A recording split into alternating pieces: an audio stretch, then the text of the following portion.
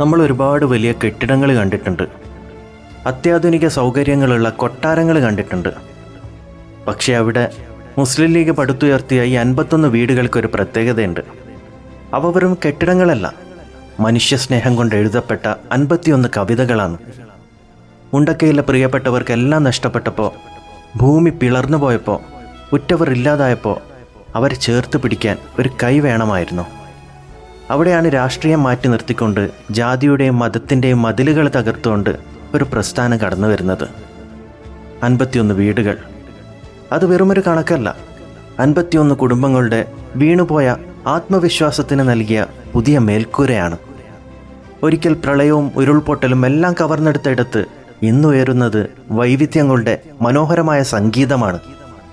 ഒരിടത്ത് സുബഹി നമസ്കാരത്തിൻ്റെ മന്ത്രധ്വനികൾ വരുമ്പോൾ തൊട്ടടുത്ത വീട്ടിൽ സന്ധ്യക്ക് നിലവിളക്ക് കൊളുത്തിക്കൊണ്ട് സന്ധ്യാനാമം ചൊല്ലുന്നതിൻ്റെ മനോഹരമായ ഈണം കേൾക്കുന്ന, ഒരിടത്ത് മൗലീദ് പാരായണം നടക്കുമ്പോൾ മറ്റൊരിടത്ത് പൂജാകർമ്മങ്ങൾ നടത്തുന്നു.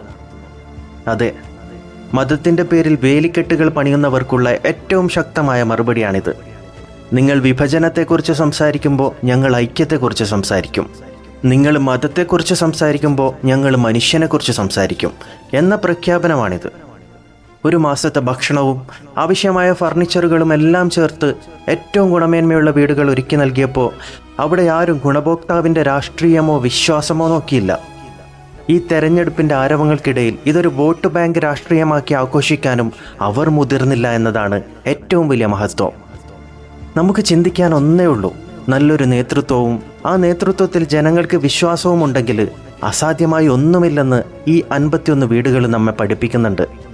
മനുഷ്യൻ മനുഷ്യനെ തിരിച്ചറിയുന്ന കാലത്തോളം വർഗീയതയുടെ വിഷത്തിന് ഇവിടെ വേരോട്ടമുണ്ടാകില്ല.